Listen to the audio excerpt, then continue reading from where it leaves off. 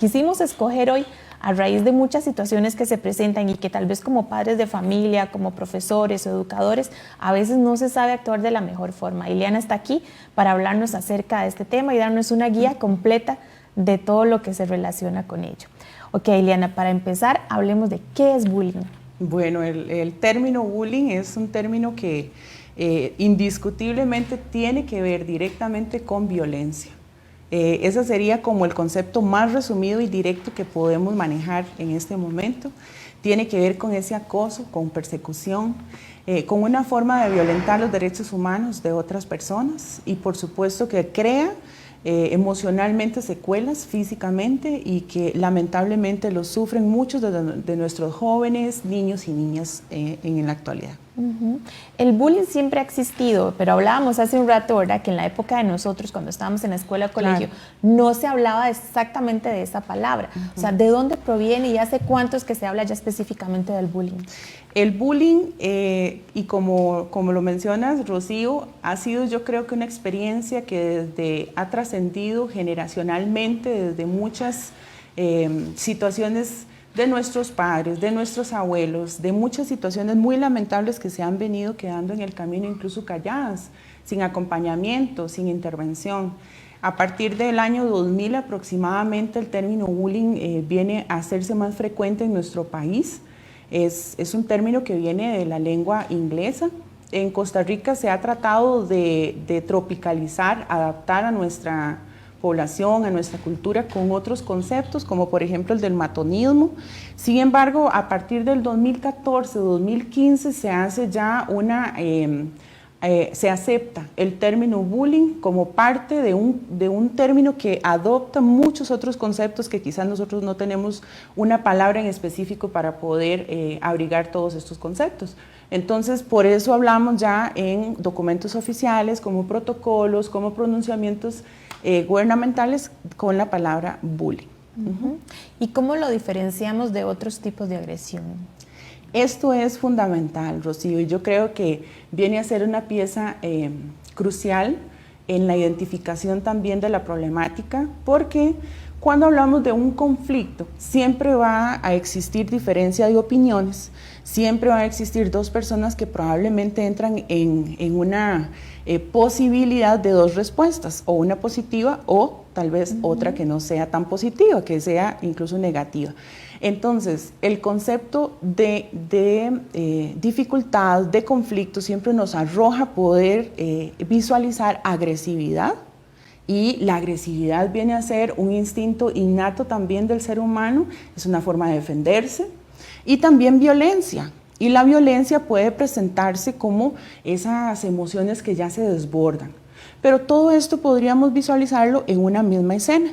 Sin embargo, la característica fundamental que tiene el bullying es que trasciende en el tiempo. Es como una gotita de agua que cae constantemente en esta personita que lo sufre y va desde pequeñas acciones que pueden ser casi que invisibles hasta acciones que son sumamente lesivas, continuas y prolongadas en el tiempo. Aquí me gustaría tal vez hacer como un ejemplo. Hay algunos chicos, hay un término que se llama el síndrome de los domingos.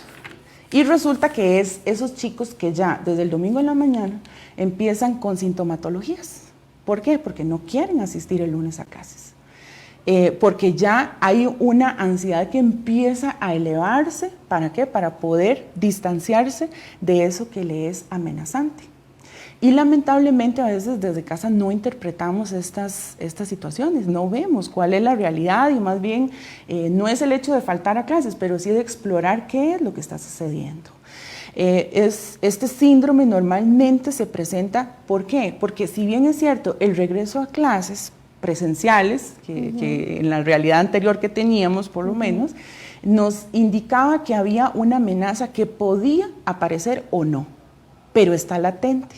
Y lamentablemente el nivel de alerta siempre está, como quien diría, al full. Entonces hay un desgaste sumamente importante en estas personas y por eso digo que es como una gotita de agua, porque puede ser que ese lunes esta personita fue a clases y no sucedió nada. Ese día tal vez hubieron distractores por los cuales no sufrió tal vez un ataque directo de bullying, pero la angustia siempre estuvo presente y por eso es tan desgastante esta condición. Okay. El bullying se presenta únicamente en centros educativos, podemos hablar de escuela y colegio. Bueno, primero que todo, y tomando en cuenta esto que hemos hablado, el bullying tenemos que verlo como una transgresión de los derechos humanos y como tal no tiene fronteras. Hay un escenario que quizás es el escenario principal y es en los centros educativos. Sin embargo, rompe fronteras a cualquier otro lugar en donde las personas iguales de este mismo círculo social se muevan. Entonces, a veces podemos observar que quizás creando factores de abrigo, factores protectores, incluimos tal vez al chico o a la chica en algún grupo de fútbol, en algún grupo alternativo, ¿verdad?, de enseñanza, y lamentablemente puede verse filtrada la influencia de estos perpetradores en esos otros escenarios.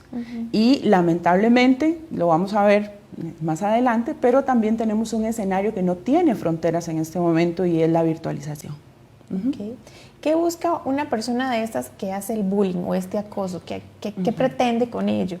Sí, esto es un tema bastante profundo, ¿verdad? Porque cada caso es único y particular. Hay una necesidad de intervención también con la persona que es agresora.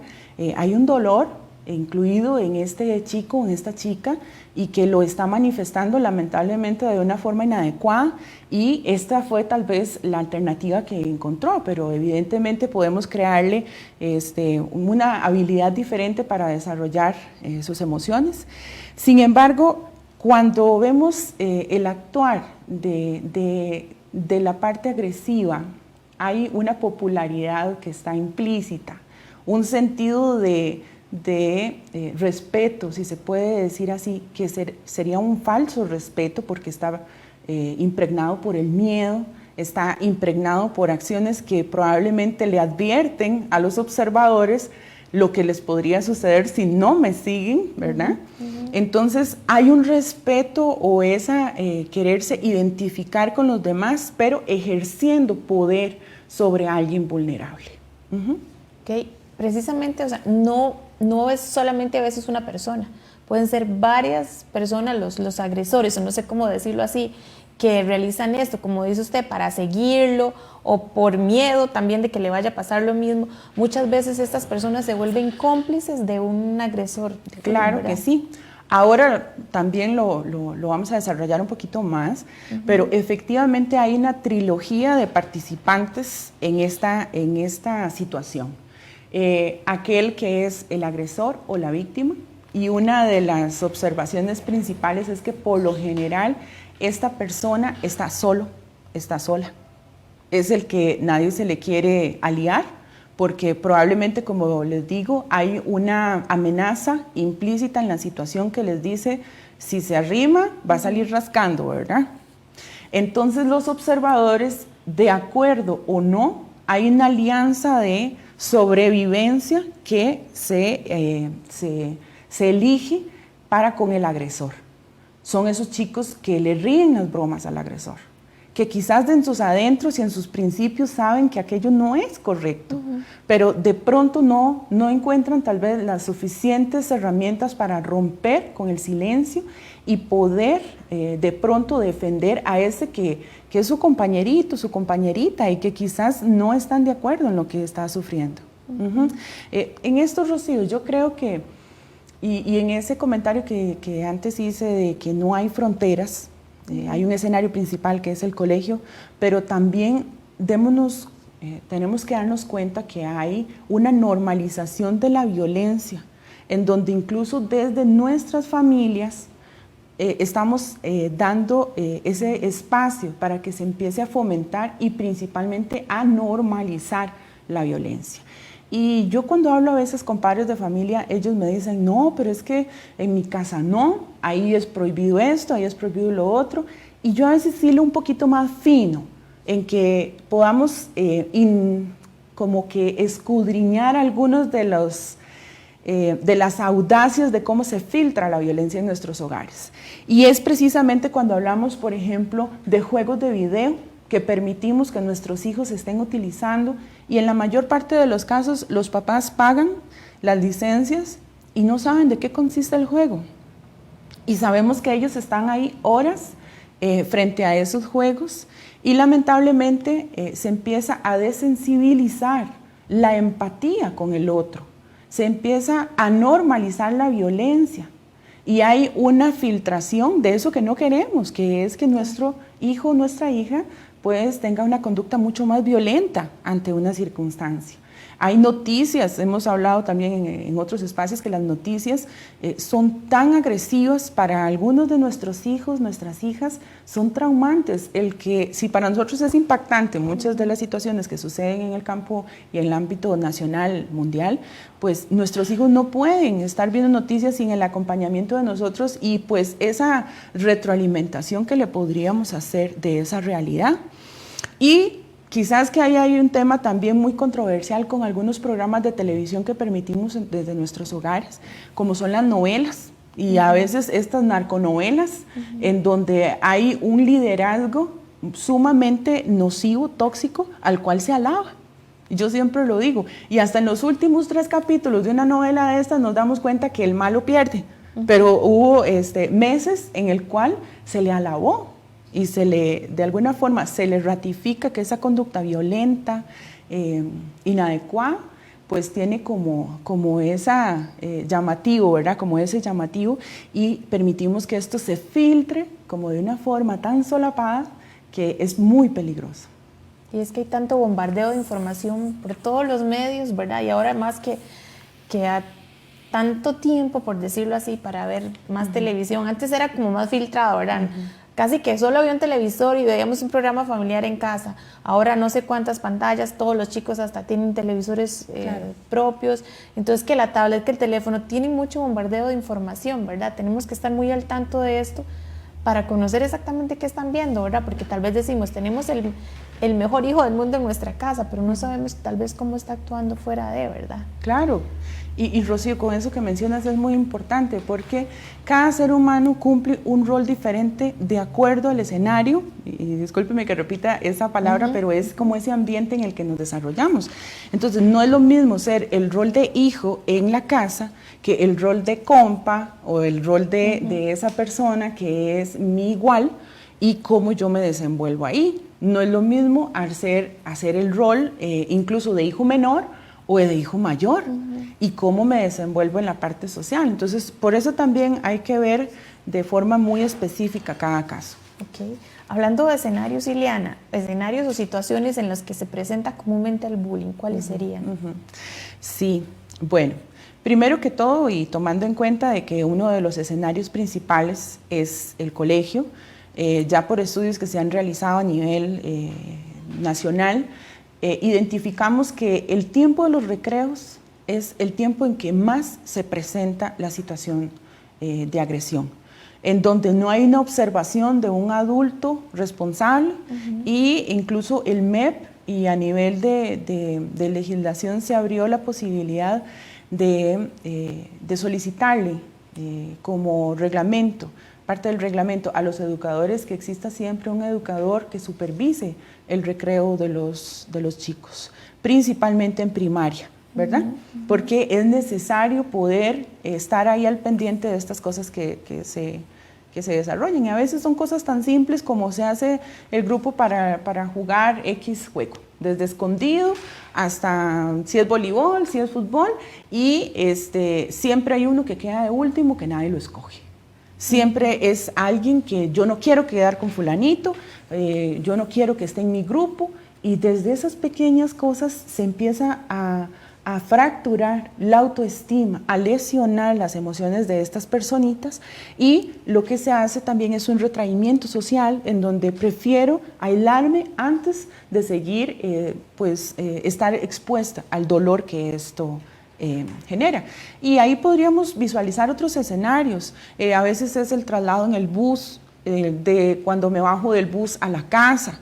en los momentos de ocio, por ejemplo, en los espacios educativos, cuando se planea alguna actividad extracurricular, cuando se forman esos grupos dentro del aula para hacer los extraclase, en fin, estos espacios son como los más propicios para que se den la escena de bullying. Adaptándonos a esta nueva realidad en la que estamos, ¿verdad? Que ya los chicos no están yendo a clases presenciales, también podría presentarse bullying en sus clases virtuales o en otro tipo de situaciones. Claro, fíjese que a veces, y cuando yo he hablado con algunos chicos que ellos, como les dije antes, con este síndrome del domingo, a veces esperan ansiosamente las vacaciones. ¿Por qué? Porque es un espacio en donde estoy lejos de esto que me amenaza. Sin embargo, en esta nueva realidad que tenemos por la pandemia, hay otros espacios que han tomado fuerza. Es como un fenómeno, ¿verdad?, que va mutando de acuerdo a lo que las características del ambiente le presta. Porque efectivamente está el ciberbullying, que es una de las manifestaciones del bullying, y aquí hay una carga emocional implícita importantísima, sumamente peligrosa, sin censura, y queda también en el anonimato. Entonces vea qué características más peligrosas tenemos, porque tal vez en el ámbito educativo presencial podemos visualizar tal vez algunos de estos partícipes, pero en el ámbito virtual ya como que perdemos ese vínculo de cómo se está girando la violencia para una posible víctima. Ok, ahí podríamos hablar entonces, no sé, como tal vez ampliarlo más, bueno, ya sobre los tipos de bullying. Claro, podemos hablar, por ejemplo, de que están los más conocidos, si se puede decir así, que es la violencia física. Lamentablemente, a veces yo he escuchado, bueno, es que si un chico, si no lo golpearon, y incluso extender como el mito al extremo, si no hay sangre no pasa nada, ¿verdad? Y eso es sumamente peligroso, que incluso hasta padres de familia he escuchado yo con ese dicho. Lamentablemente no tenemos que esperar a que llegue a la violencia física.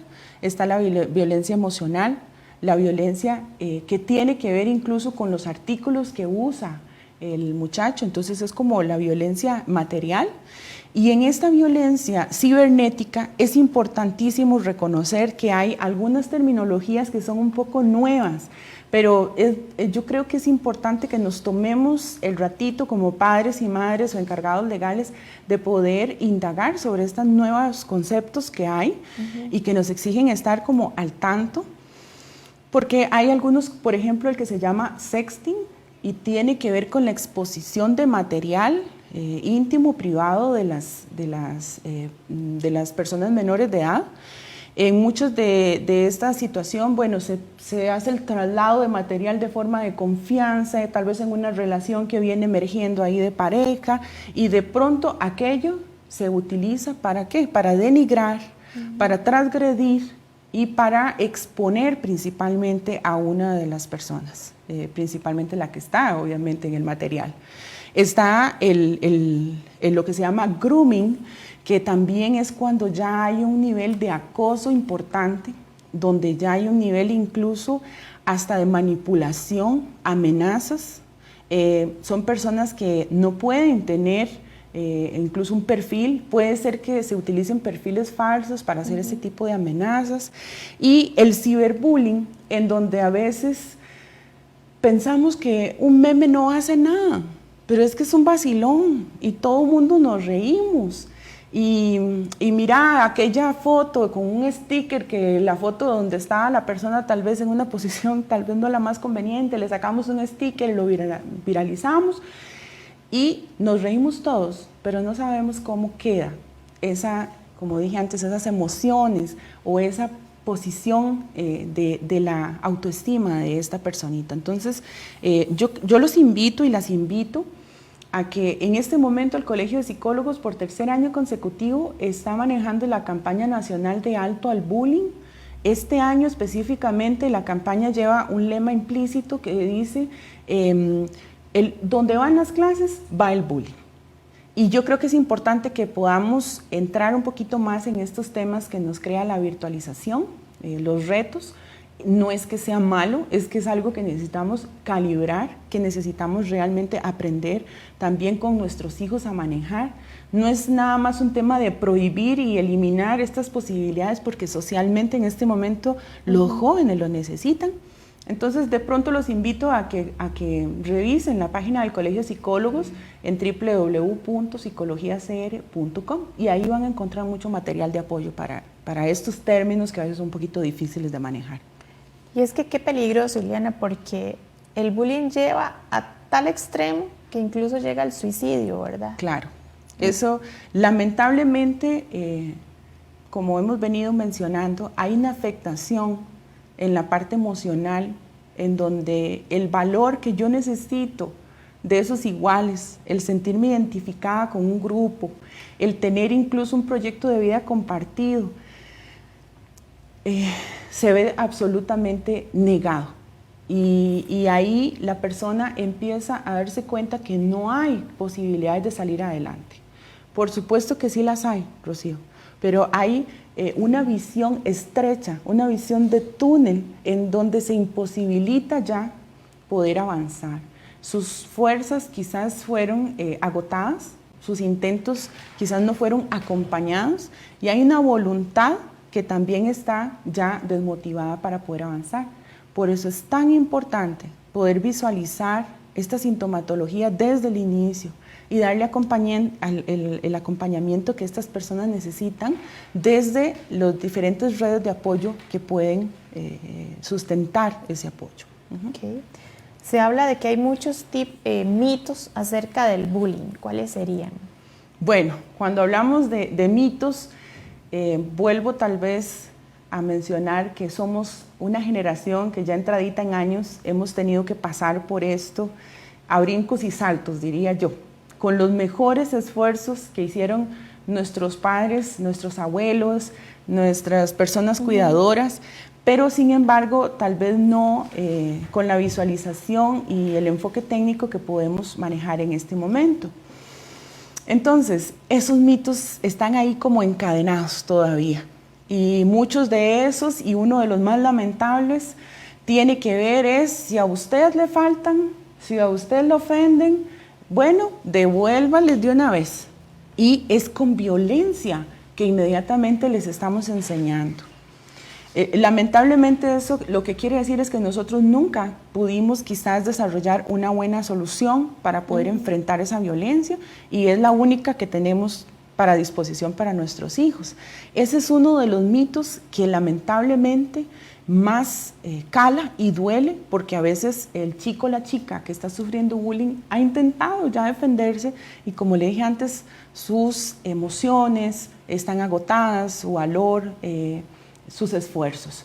Y por eso es tan importante que podamos buscar ayuda también con las diferentes redes de apoyo, como lo menciono, que hay a nivel escolar, a nivel de colegio, los acompañamientos que hay en orientación, profesores claves, chicos o chicas que tienen realmente también liderazgo dentro del grupo de iguales. Y como padres de familia nos toca poder visualizar esas posibles fuentes de ayuda para nuestros hijos.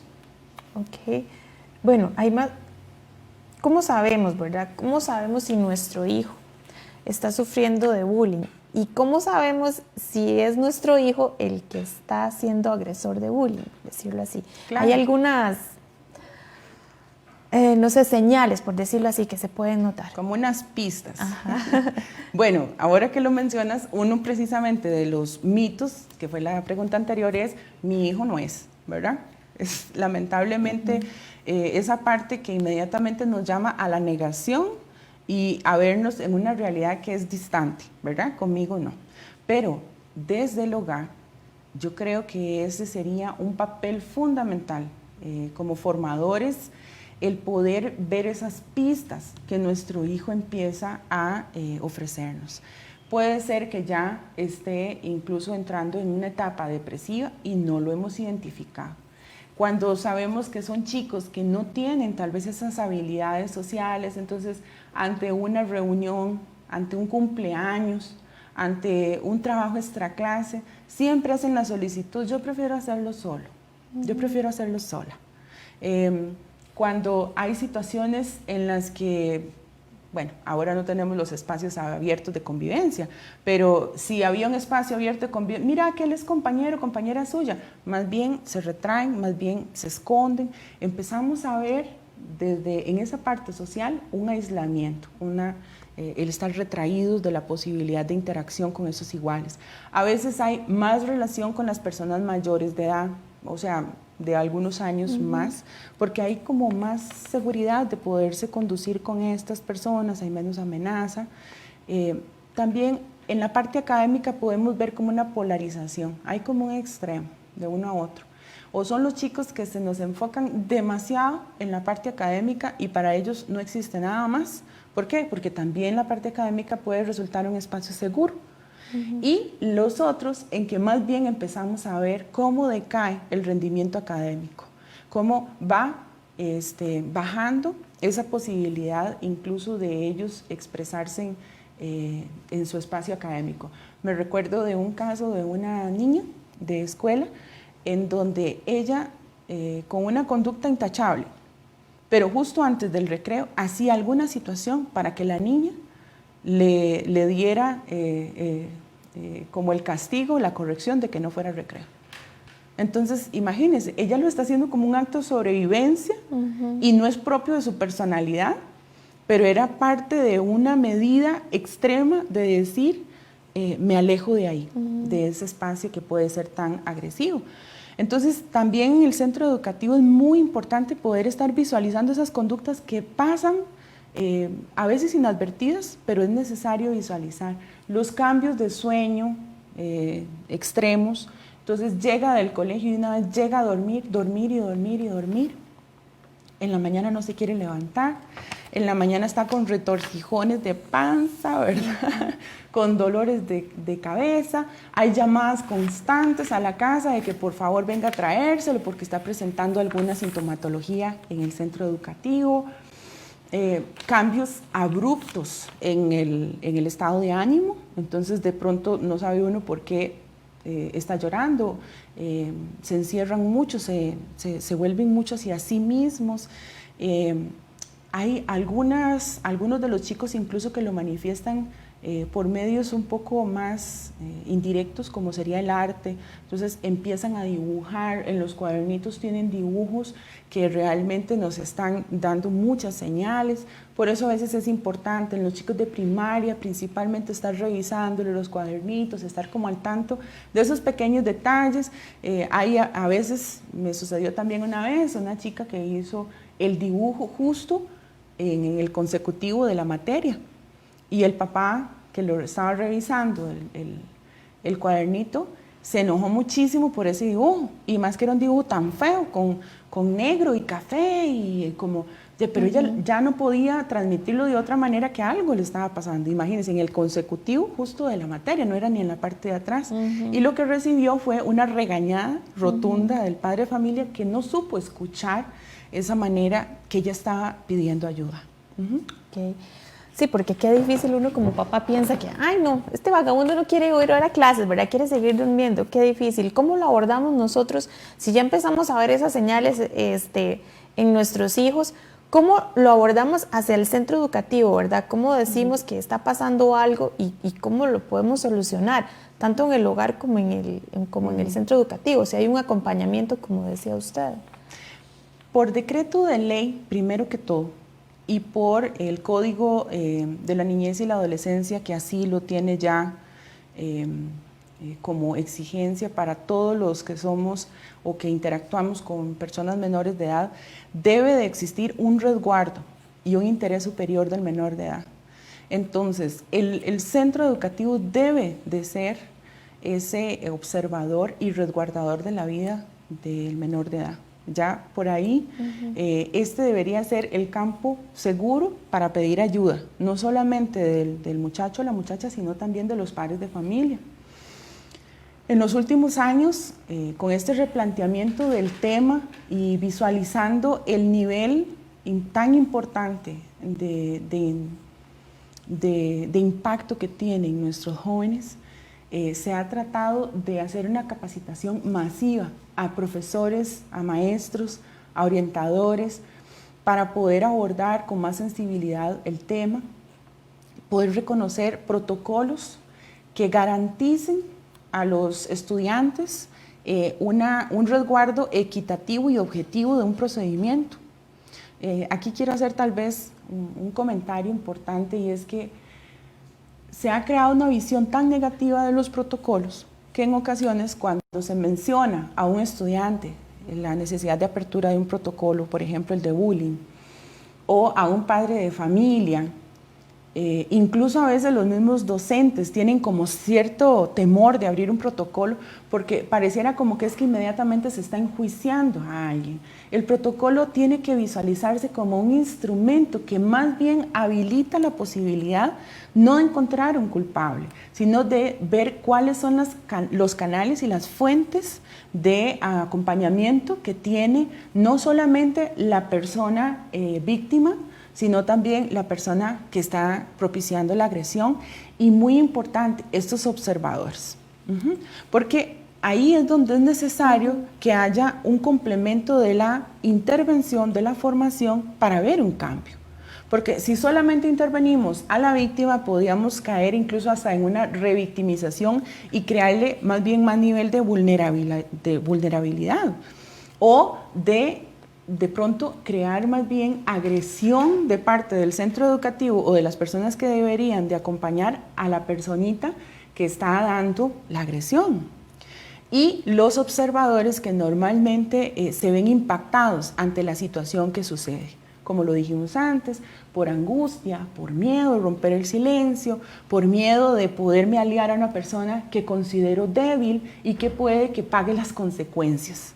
En las partes de mitos, que probablemente no los mencioné todos, pero van saliendo ahí de camino, en muchas ocasiones los padres de familia dicen, tal vez el chico, la chica, de pronto como que quiso comentarlo en la casa, decirle, mamá, papá, está pasando esto con un compañero, y a veces lo que primero se dice desde el hogar es, usted no se meta, no busque problemas, vea que después la agarran contra usted, el profesor lo va a agarrar entre ojos, y inmediatamente limitamos incluso la posibilidad de que este estudiante tenga como ese empoderamiento en ejercer un cambio. En el centro educativo es necesario visualizar cuál es la situación del estudiante.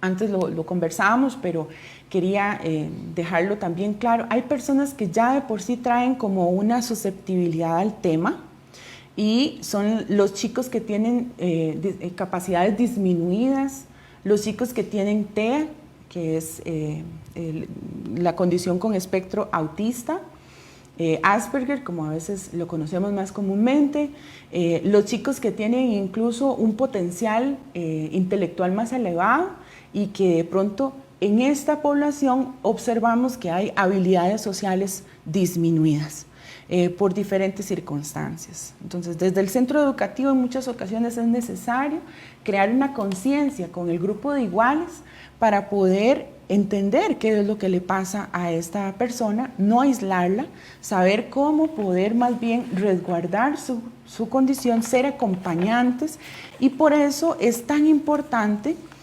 darle también un empoderamiento a ese observador, porque como lo venimos reconceptualizando en los últimos 2 años, es un cómplice, pero que sea solidario. Ese chico o chica que ya, como diríamos, se pone la camiseta para no ser parte de este eslabón de violencia que trasciende incluso generacionalmente. Entonces tenemos que en la parte del colegio, de la escuela, en este momento hay 3 documentos sumamente importantes, que está el protocolo de actuación de situaciones de bullying. Este se maneja desde primaria y en secundaria. Es muy importante que los padres de familia sepan de este protocolo. Cualquier padre de familia puede solicitar la apertura de un protocolo.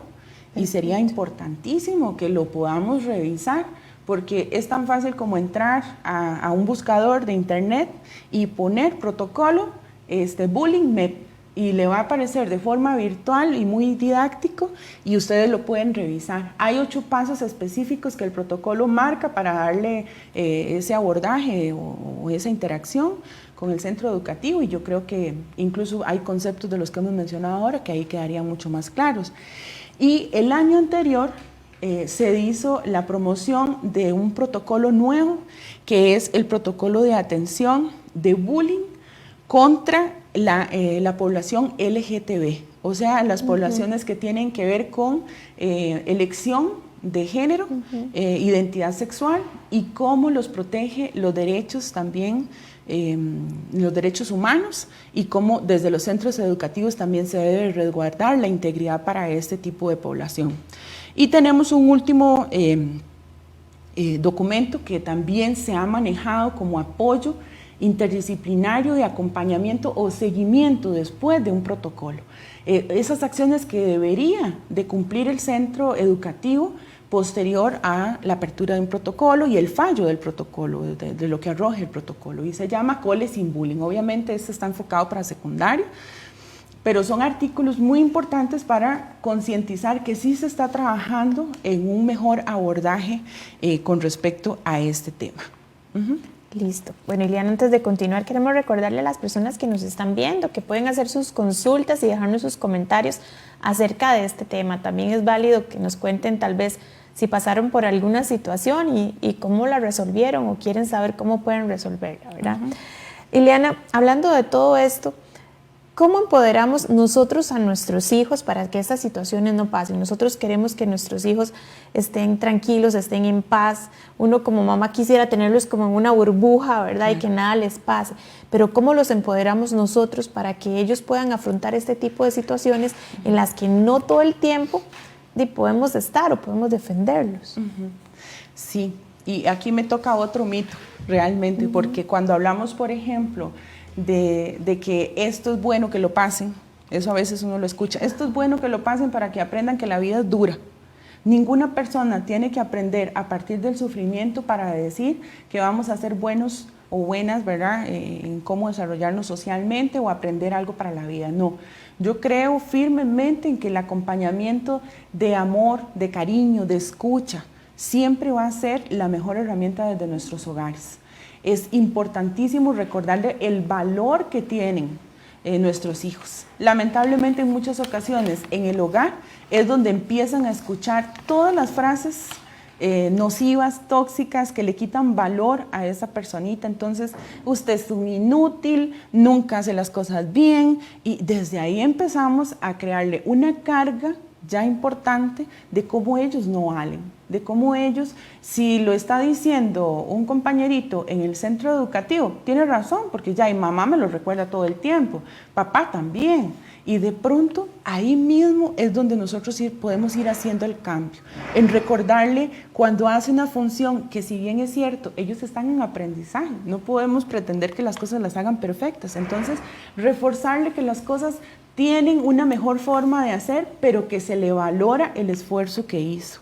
Recordarle lo importante que es él o ella como miembro de esa familia. Y muy, muy importante, esto no, que dicha que me acordé que no lo voy a dejar pasar, darle compañía a nuestros hijos en estos procesos. Lamentablemente hay una frase muy dura que en otras ocasiones, cuando he hablado del tema de bullying, la digo, y es que hay muchos estudiantes nuestros huérfanos con padres vivos, porque es muy doloroso saber que a pesar del sufrimiento que ellos están viviendo en la parte social, dentro del centro educativo, uno llama a estos padres de familia para que se convoquen, para que den acompañamiento, y no se hacen presentes.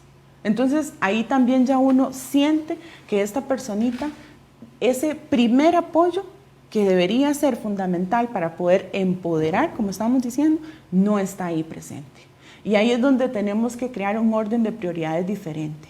Yo creo que desde el hogar es fundamental replantearnos muchas, como decía antes, muchas de las acciones que a veces normalizamos y que propician que el tema incluso se penetre en lo invisible desde nuestros hogares. Esos papás que a veces pasan los memes Ellos son los que los hacen. Ellos son los que en una fiesta hacen chistes hirientes contra una población específica. Llámese de personas inmigrantes, de X religión, en fin. Ahí es donde incluso ellos están observando que no tienen acompañamiento de sus padres, porque ellos pueden ser parte de esas poblaciones minoritarias, o incluso que también, como quien diríamos, agarran ideas para poder después trasladar esas acciones en su grupo de iguales. Y de pronto decimos, pero qué raro, ¿cómo se le ocurre haber hecho un meme tan cruel? Bueno, ¿cuántas veces nosotros somos los que andamos viralizando este tipo de acciones con videos, con mucho de lo que virtualmente, como hablamos ahora, se maneja y que lo vemos como gracioso? Yo creo que debe de quedar claro que definitivamente el bullying, todo lo que gira alrededor del bullying no es gracioso.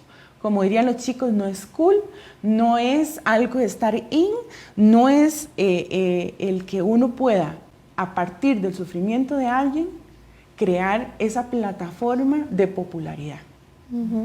Y es que, Ileana, el bullying está así de la agresión, ¿verdad?, en el hogar, y casi que va de la mano con la violencia que se vive en el hogar, porque tal vez un chico que está haciendo bullying es porque está viendo en su casa un montón de situaciones que por decirlo así, no sé, usted es la experta, ¿verdad? Pero se desahoga, por decirlo así, que sea la palabra, con los demás chicos porque vio a sus papás gritar, porque está maltratando a su hermano, porque lo están maltratando a él. Entonces, eso siempre podría ir de la mano, ya es una situación ya como más amplia de abordaje. Sí, podría ir, no necesariamente es un patrón. Podemos tener familias con comportamientos, digámoslo así, muy apropiados, y de pronto esos papás se llevan la sorpresa de que el hijo efectivamente está siendo propiciador de acoso, de violencia, de bullying en la escuela o en el colegio.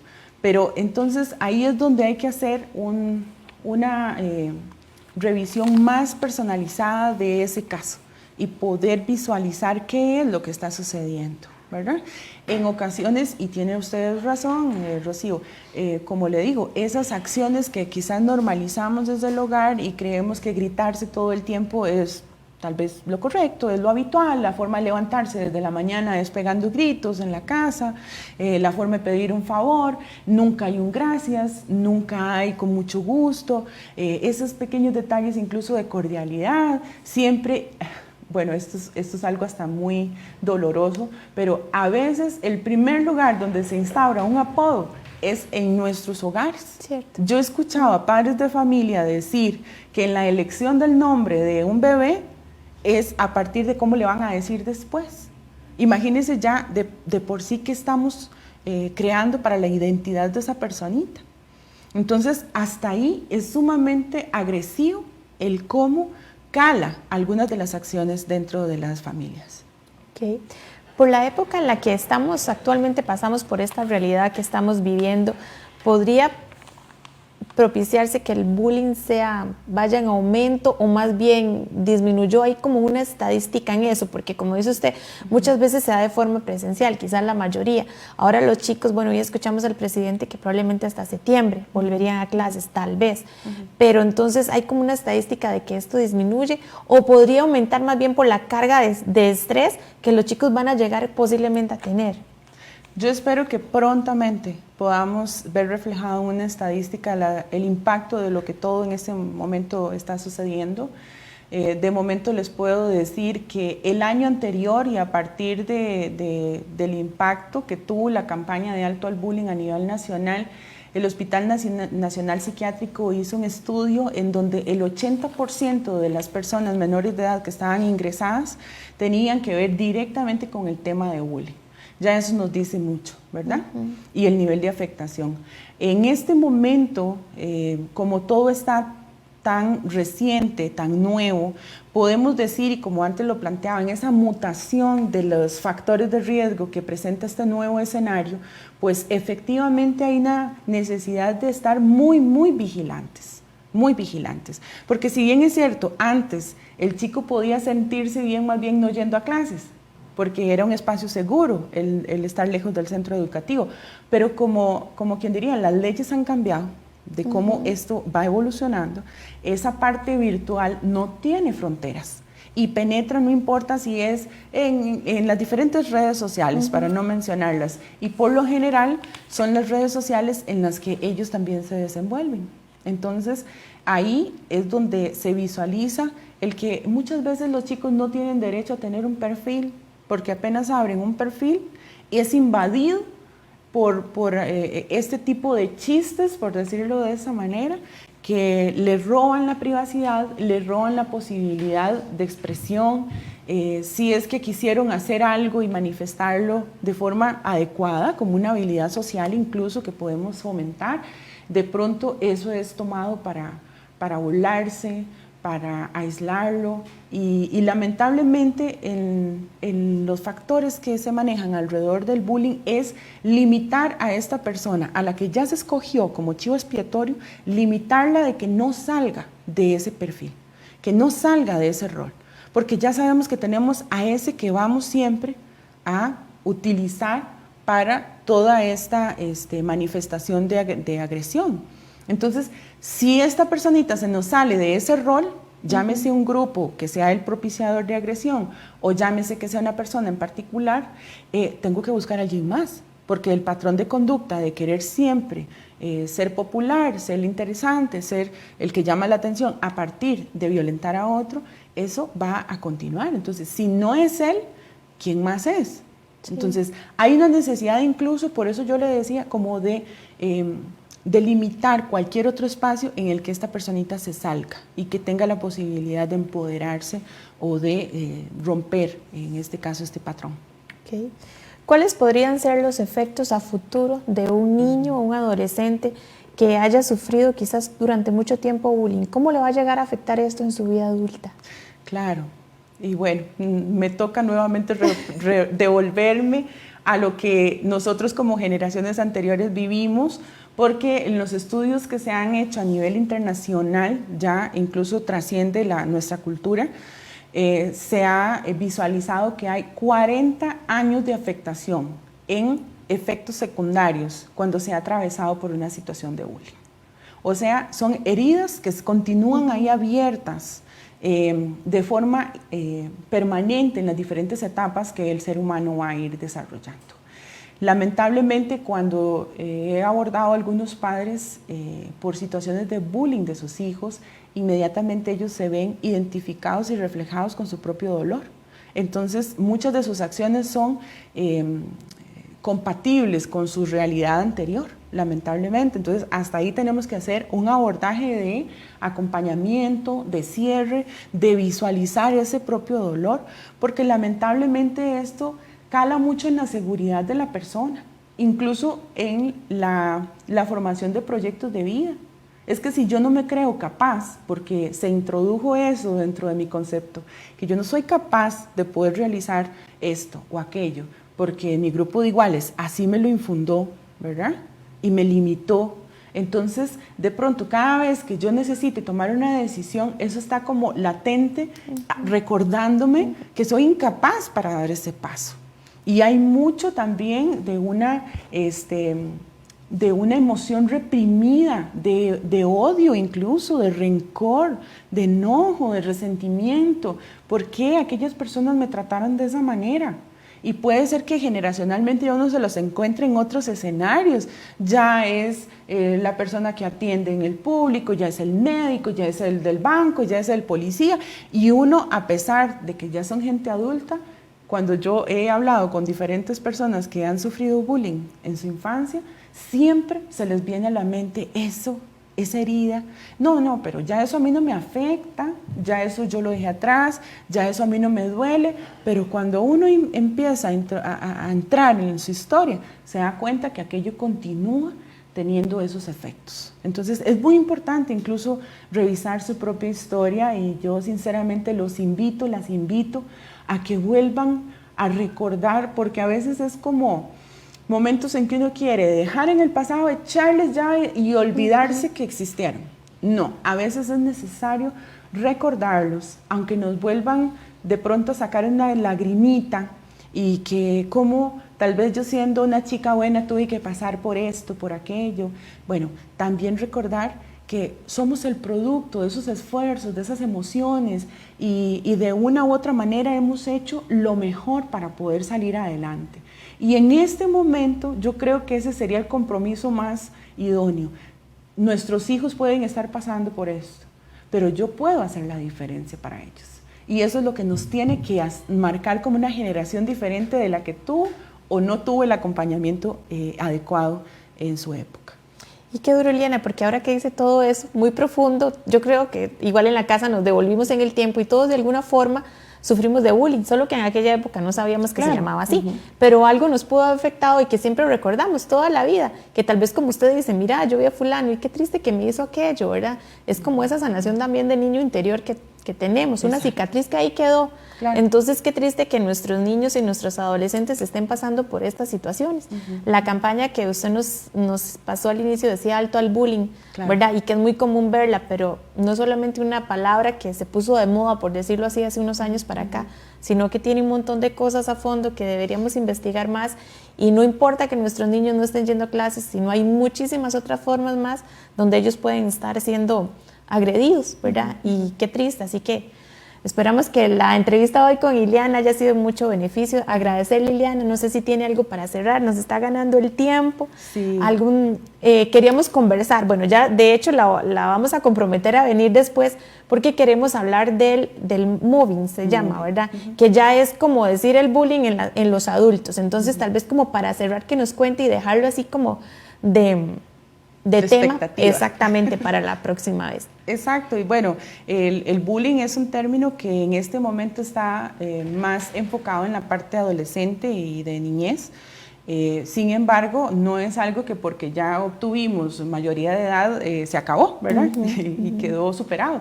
No, hay en esa posibilidad de que se trascienda a otra área de nuestra vida y de nuestra etapa. Lamentablemente se presenta como mobbing en espacios laborales principalmente, y yo creo que es un tema muy interesante para poderlo abordar por completo porque tiene características también un poco más distintas. Y de veras, como parte del cierre, nuevamente agradecerles muchísimo, esperar de que esto sea un tema que se pueda dialogar en familia, recordar qué cosas tenemos que reflexionar y de pronto cambiar, y muy importante también reconocer que nosotros podemos hacer la diferencia. Si no es mi hijo, si no es mi hija la que está propiciando el bullying o la que está recibiendo ese bullying, yo puedo fomentar a mis hijos que ellos sean esos cómplices solidarios, que hagan la diferencia quizás para esos chicos con un poco menos de posibilidades y que de pronto su entorno sea un entorno mucho más saludable. Perfecto.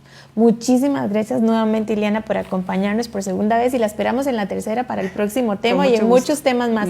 De paso, agradecemos a todos los especialistas que son acá del cantón, que son tan profesionales y que nos pueden ayudar mucho. Por eso es este espacio para brindar apoyo y un poquito de información acerca de todos estos temas. Así que muchísimas gracias. Con mucho gusto. Hasta la próxima. Gracias, y a ustedes les agradecemos por haber compartido este espacio con nosotros. Les recordamos de nuestra programación. Mañana tenemos el programa Tertulia más Música con Julio González y la invitada será Aida Alvarado. Es parte de la producción local que hacemos aquí en ZTV. Así que los esperamos. Muy buenas tardes.